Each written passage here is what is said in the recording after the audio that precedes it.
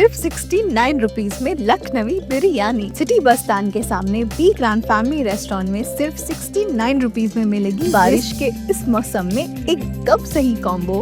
Weather मस्त, बिरयानी जबरदस्त। Ratings भी 5 आउट ऑफ 5 मिले हैं और ऑफर सिर्फ लिमिटेड डेज के लिए है, मिस मत करना।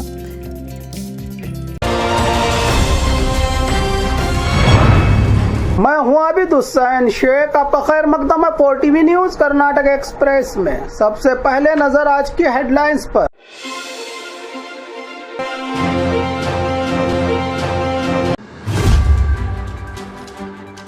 KRS डैम की बुनियाद टीपू सुल्तान ने रखी, मंत्री HC महादेवप्पा का बयान। KRS डैम पर टीपू सुल्तान या कृष्णराज वडियर इतिहास को तोड़ मरोड़ने से बचने की अपील की HC महादेवप्पा ने।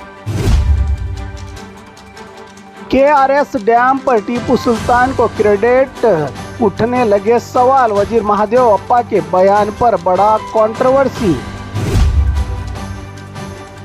19 मोरों की पुरअसरार मौत, जहरीला दाना खाने का शक। ड्राइवर्स होशियार रहे, आपके सामने ही ऑटो उड़ा सकते हैं चोर। धर्म का पता चलने पर मठ छोड़ गए स्वामी जी। कर्नाटक में 80 इंटरनल सर्वे रिपोर्ट सरकार के हवाले। 5 अगस्त को होने वाली कांग्रेस की वोट का अधिकार बचाओ रैली पोस्टपोन्ड। कोप्पल में प्रेम संबंध को लेकर युवक की हत्या। दक्षिण कन्नड़ा जिले में पुलिस का रूट मार्च, कानून व्यवस्था बनाए रखने की तैयारी। सरकार और ट्रांसपोर्ट विभाग के कर्मचारियों की बातचीत नाकाम। अब खबरें विस्तार से। KRS डैम की बुनियाद टीपू सुल्तान ने रखी, मंत्री HC महादेवप्पा का बयान। मंडिया के श्रीरंगापट्टन में राजा ऋषि नालवाड़ी कृष्णराज वडियर की बरसी के प्रोग्राम के दौरान मंत्री HC महादेवप्पा ने कहा कि कृष्णराज सागर KRS डैम की पहली बुनियाद टीपू सुल्तान ने रखी थी। इनका कहना था कि आज भी डैम के गेट पर वो बुनियादी पत्थर मौजूद है, लेकिन कोई इस सच को बोलने की हिम्मत नहीं करता। टीपू सुल्तान की तारीफ करते हुए मंत्री ने मैसूर के राजाओं के खिदमत को नज़रअंदाज कर दिया।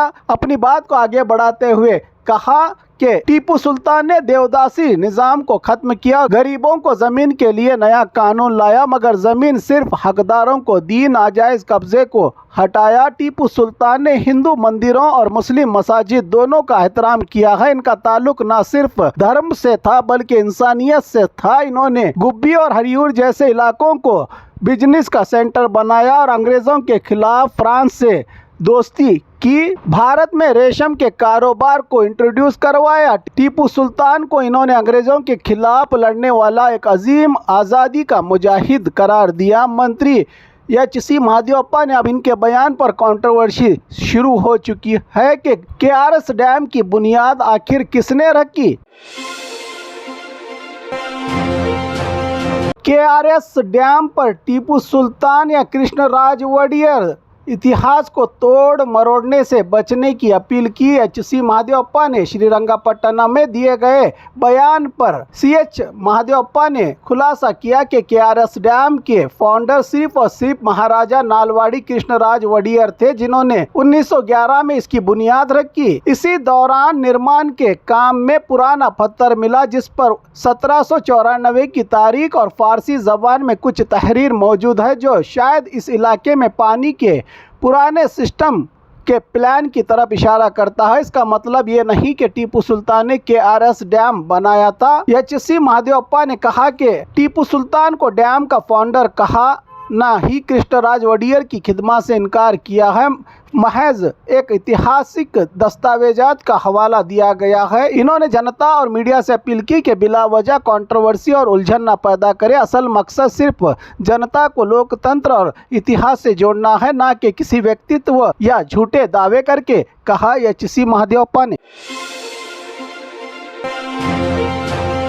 केआरएस डैम पर टीपू सुल्तान को क्रेडिट, उठने लगे सवाल। वजीर महादेवप्पा के बयान पर बड़ा कंट्रोवर्सी। पिछले दिनों मंत्री महादेवप्पा ने बयान दिया कि केआरएस डैम की बुनियाद रखने का ख्वाब टीपू सुल्तान ने देखा था और मौजूदा डैम में एक यादगार पत्थर इसकी गवाही देता है। इनके इस बयान पर पुराना मैसूर इलाके के सियासी और जनता में बहस तेज हो गई है। लोगों का कहना है कि टीपू सुल्तान का इंतकाल 1799 में हुआ, जबकि केआरएस डैम का काम 1910 में शुरू हुआ, यानी तकरीबन 110 साल बाद। विरोध करने वालों का ऐतराज है कि सिर्फ ख्वाब या सोचने पर क्रेडिट देना इतिहास को तोड़ मरोड़ने जैसा है, जबकि असली कारनामा नालवाड़ी कृष्णराज वडियर का है, जिन्होंने अपना सोना रखकर फंड इकट्ठा किया और डैम निर्माण करवाया। आम जनता की डिमांड है कि ऐतिहासिक हकीकतों को सियासत का हथियार बनाया न जाए और जिसने काम किया है उसी को क्रेडिट दिया जाए।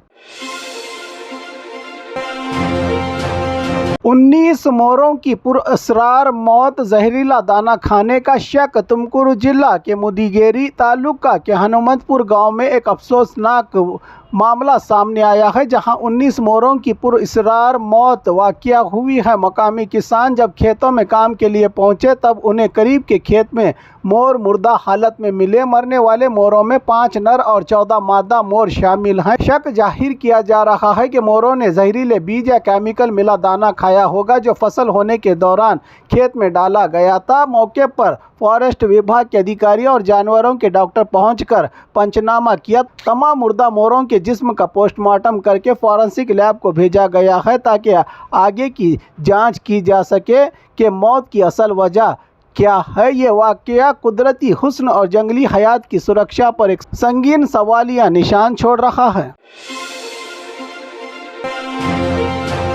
ड्राइवर्स होशियार रहे, आपके सामने ही ऑटो उड़ा सकते हैं चोर। नेलमंगला में चौंकाने वाली वारदात। नेलमंगला के माकड़ी इलाके में एक ऑटो ड्राइवर के सामने ही चालाक चोर ऑटो लेकर हुआ फरार। चोर ने ड्राइवर को बताया कि गाड़ी से गैस लीक हो रहा है। जैसे ही ड्राइवर नीचे उतरा, चोर मौके का फायदा उठाकर ऑटो समेत फरार हो गया। फरार होने वाले ऑटो में कीमती रेशमी साड़ियां और कपड़ों से भरा हुआ था। बाद में पता चला कि यही चोर 15 दिन पहले भी एक ऑटो चोरी कर चुका है। पुलिस ने पुराना चोरी हुआ ऑटो बरामद कर लिया है और माद नायकनहल्ली थाना में केस दर्ज करके आगे की जांच में जुटी है पुलिस। ड्राइवर लोग होशियार रहे, आपकी मेहनत की कमाई लम्हों में चोरी हो सकती है।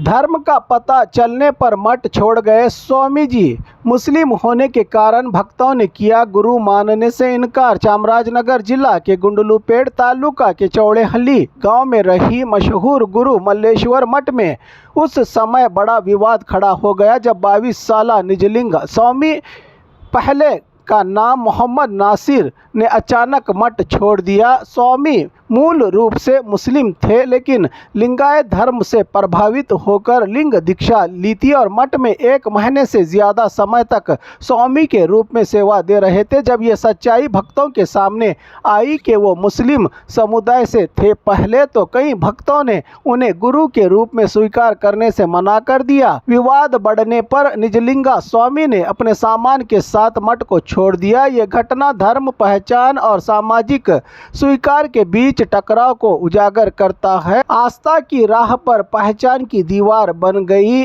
धर्म बदलकर स्वामी बने इस व्यक्ति को। कर्नाटक में 80 इंटरनल सर्वे रिपोर्ट सरकार के हवाले। कर्नाटक सरकार ने 1 जनवरी 2025 को एससी को ओबीसी कोटे में शामिल करने पर गौर करने के लिए कमीशन तश्कील दी थी।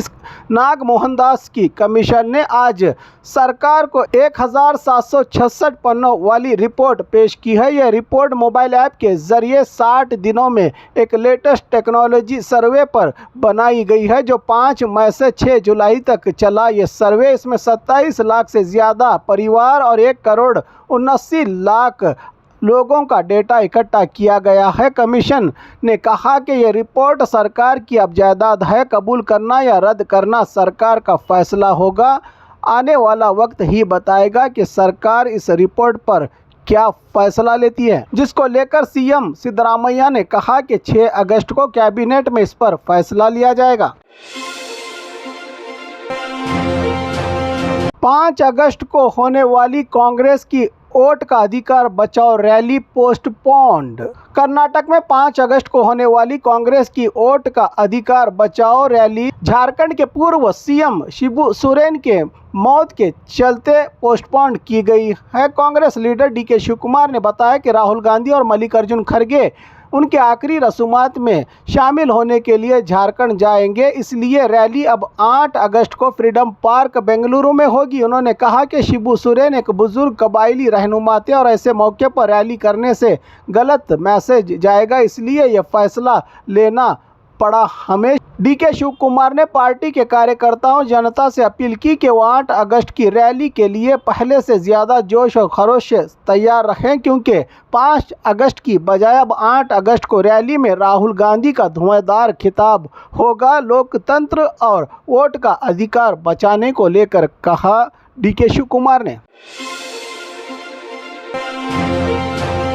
कोप्पल में प्रेम संबंध को लेकर युवक की हत्या। कर्नाटक के कोप्पल जिले में एक 30 वर्षीय युवक गवी सिद्धप्पा नाइक के बीच सड़क पर हत्या कर दी गई है। वो एक मुस्लिम युवती से प्रेम करता था, इसी वजह से हमले की आशंका जताई जा रही है। आरोपी सादिक ने गवी पर हथियारों से हमला किया और हत्या के बाद खुद पुलिस स्टेशन जाकर खुद को सरेंडर कर दिया। गवी सिद्धप्पा कांग्रेसी नेता यमनूरप्पा नायक का रिश्तेदार बताया जा रहा है। शहर के एक कृषि स्टोर में काम करता था ये युवक। बताया जा रहा है कि दोनों के प्रेम संबंध को लेकर पहले भी कई बार पंचायतें बिठाई गई थी, लेकिन विरोध के बावजूद प्रेम जारी था। पुलिस ने बताया कि सादिक ने दावा किया है कि उसने अकेले ये हत्या की है, लेकिन मौके पर मिले 2 हथियारों से गवाहों के अनुसार 3-4 लोग मिलकर हमला किया है। फिलहाल 3 अन्य आरोपी फरार हैं और जांच जारी है। इसकी जानकारी दी जिला एसपी राम अरसदी ने।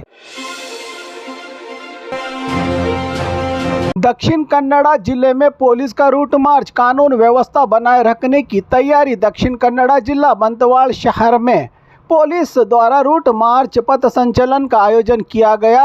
ये कार्रवाई कानून व्यवस्था, लॉ एंड ऑर्डर को बनाए रखने और किसी भी तरह की नाखुशगवार घटनाओं को रोकने के मकसद से की गई। पुलिस बल ने शहर के मुख्य इलाकों में मार्च कर लोगों में सुरक्षा का भरोसा जगाया। प्रशासन ने जनता से समाज में शांति बनाए रखने और पुलिस का सहयोग करने की अपील की। सरकार और ट्रांसपोर्ट विभाग के कर्मचारियों की बातचीत नाकाम। 38 महीने की सैलरी बाकी, ट्रांसपोर्ट एम्प्लॉयज 5 अगस्त से हड़ताल पर राजी। कर्नाटक के ट्रांसपोर्ट विभाग के कर्मचारियों ने सरकार के खिलाफ 5 अगस्त से राज्य भर में हड़ताल का ऐलान किया है। इनकी अहम डिमांड है कि 38 महीने की बाकी तनख्वाह अरियर्स फौरी अदा की जाए। 1 जनवरी 2024 से 25% तनख्वाह में इजाफा किया जाए। 31% डीए तनख्वाह में शामिल किया जाए। सरकार ने सिर्फ 14 महीने की बाकी सैलरी देने की बात कही है, जिससे कर्मचारी नाखुश हो गए हैं। सीएम सिद्धरामैया ने तनख्वाह में दोबारा सोच विचार पर भी कोई खुलासा या वादा नहीं किया। कर्मचारियों का कहना है कि हमने 18 महीने पहले ही डिमांड्स किए थे, अब बातचीत का कोई फायदा नहीं। हड़ताल पूरी ताकत के साथ होगी। तमाम ट्रांसपोर्ट कर्मचारियों से अपील की गई है कि वो हड़ताल को 100% कामयाब बनाए ताकि अपने अधिकारों को हासिल किया जा सके। तो वहीं सूत्रों से मिली जानकारी के मुताबिक हाईकोर्ट से हड़ताल को पोस्टपोन करने की डायरेक्शन दिए जाने की भी जानकारी मिली है। अब प्रदर्शनकारी क्या फैसला लेंगे ये तो देर रात तक ही पता चलेगा।